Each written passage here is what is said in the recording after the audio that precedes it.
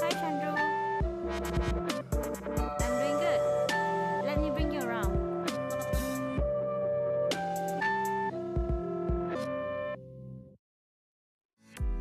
Industrial robots are an important means to increase productivity within a limited labor force. However, installing picking robots in the distribution and logistics industry has been considered impossible since the robots need to handle a diverse and wide array of items.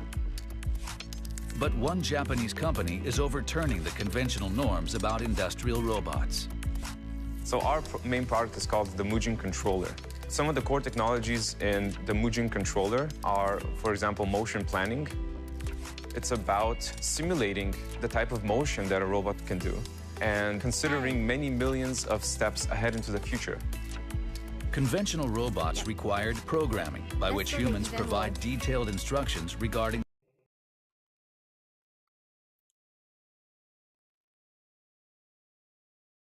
If you think you are tired of your everyday mundane works, then let the robots take over your job.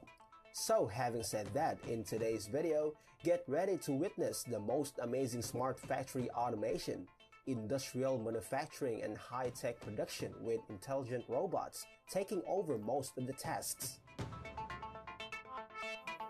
Hi, come on in.